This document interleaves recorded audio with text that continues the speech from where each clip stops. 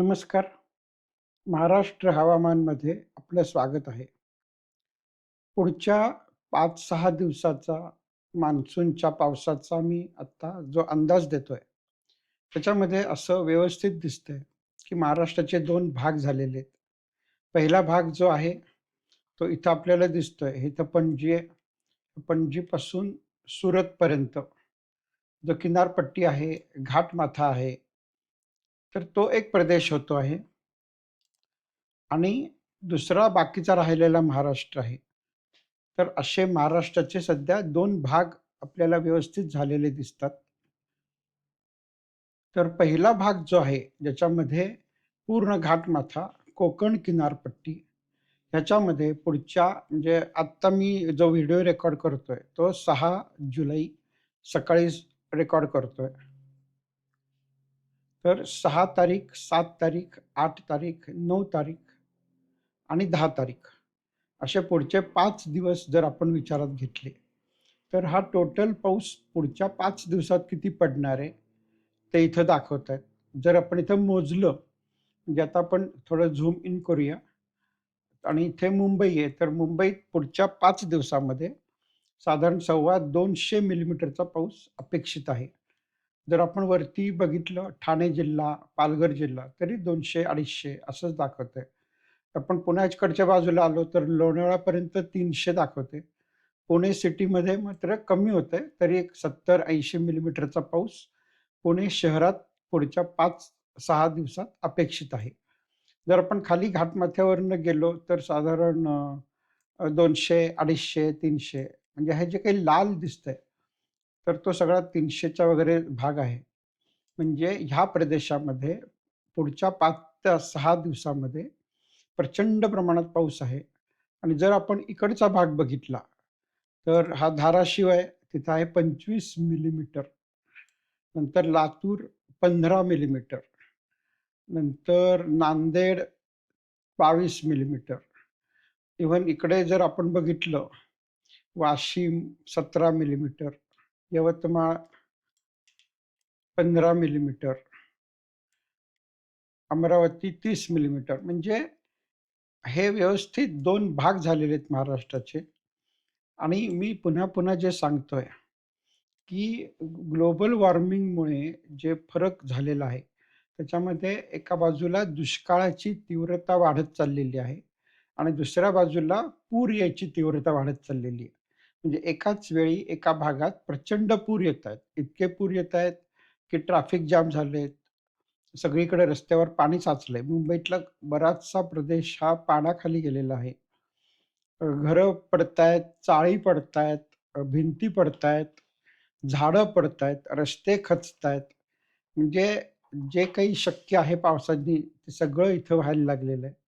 आणि दुसऱ्या बाजूला अ, मराठवाडा, विदर्भाचा काही भाग, नंदुरबार आणि धुळे जिल्हा इथं खूपच अजून पाऊस यायला तयार नाहीये. दुष्काळ पडलाय. म्हणजे मध्ये कॉमेंट अशी होती, की मराठवाड्यातल्या लोकांनी काय पाप केलंय कळत नाही. असा तो एका उद्विग्न शेतकऱ्याचा कॉमेंट होती आणि ही गोष्ट खरी आहे. आपण आता बघू शकतो इथे, की पुढच्या 5-6 दिवसामध्ये मुंबई पट्ट्यात प्रचंड पाऊस आहे. आता मी एक-एक दिवस करून दाखवतो तुम्हाला, की आज आज जर बघितलं आपण, आज आहे तारीख 6 जुलै. तर इथे पाऊस आहे. त्याच्यामुळे मुंबई पट्ट्यामध्ये 6 तारखेला पूर्ण दिवसभर भरपूर पाऊस आहे. नंतर आपण उद्या बघितलं, तर थोडं कमी होते, तरीसुद्धा पाऊस आहेच. म्हणजे आता मुंबईमध्ये जर आपण मोजलं, तर 50-1 मिलीमीटर पाऊस, 2 इंच पाऊस पडेल. पण घाटमाथ्यावर बघितलं, तर 100 मिलीमीटरच्या आत आलाय. म्हणजे उद्या त्याची तीव्रता बरीच कमी होतीये. जर आपण परवा दिवशी बघितलं, तर त्याची तीव्रता अजून कमी होते. मग ते अगदीच सुसह्य लेव्हलला जाते ते. म्हणजे अगदी घाटमाथ्यावर 2 इंच आणि मग मुंबई भागामध्ये पाऊस जवळ-जवळ थांबून जाईल. म्हणजे हे मी सांगतोय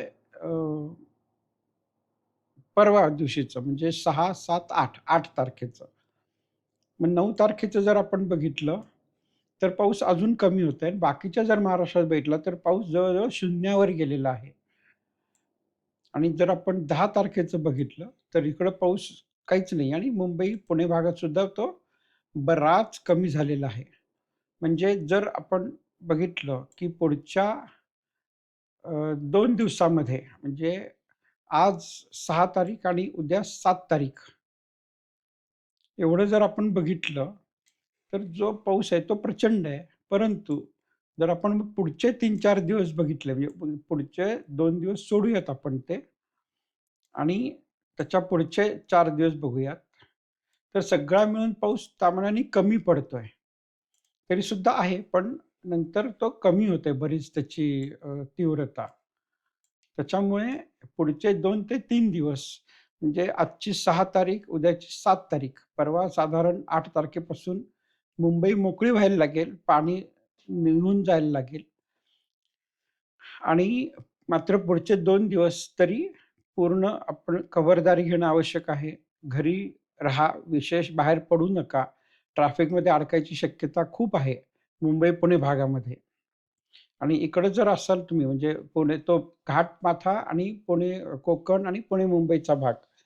तर बाकी काहीच तसा प्रॉब्लेम नाहीये. इकडे फारसा पाऊस पडणार नाही बाकीच्या भागामध्ये. आत्तापर्यंत आपण जिल्ह्यांमध्ये जो पाऊस झालेला आहे, तो जर बघितला, तर नंदुरबारमध्ये फक्त आत्तापर्यंत 32 मिलीमीटर म्हणजे जवळ-जवळ 0 पाऊस आहे तिकडे. काही पडलाच नाहीये. धुळ्यात आहे 82 मी आता काही-काही सांगतोय.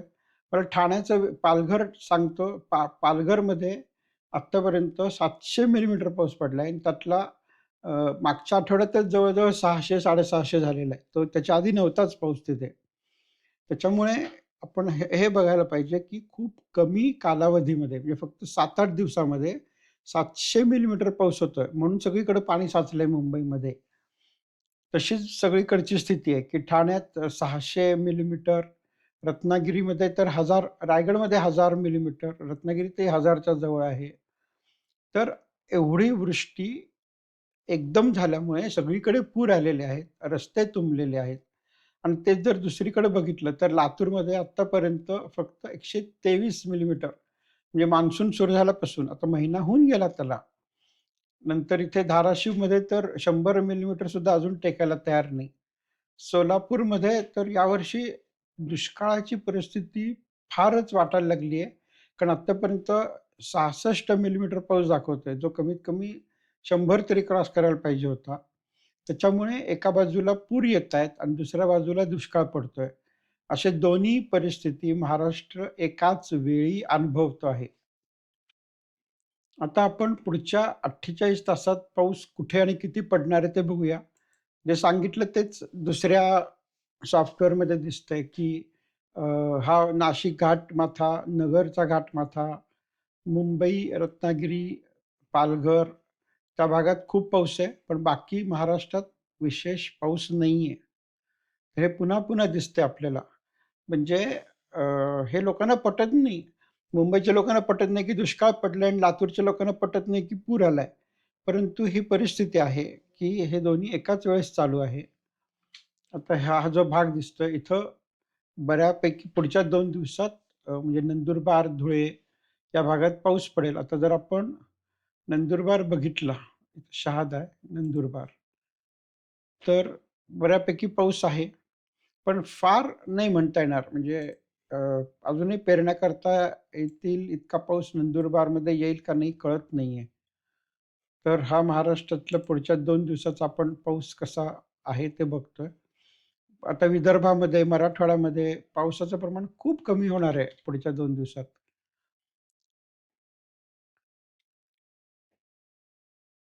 तर हे आपण बघितलं पुढच्या 48 तासाचा अंदाज. आता इथे रेन शॅडो म्हणजे काय ते थोडक्यात सांगतो, की हा समुद्र आहे. इथं पॅसिफिक लिहिलंय, पण आपण अरबी समुद्र म्हणूयात त्याला.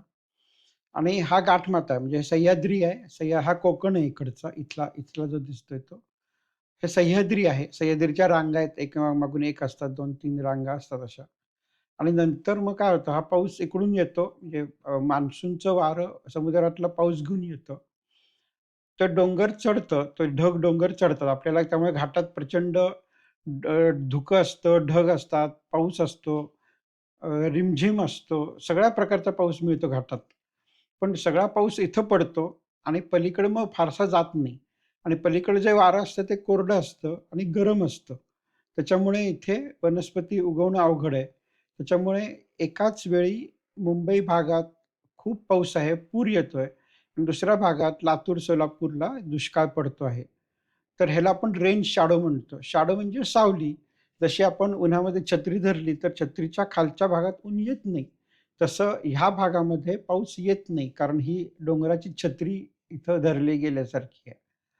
तर तुम्ही कुठल्या गावातून आहे? तुमच्या गावात किती पाऊस पडलाय? पेरण्या झाल्यात का? वगैरे कमेंटमध्ये जरूर लिहा आणि आपण उद्या पुन्हा भेटूया. तोवर नमस्कार.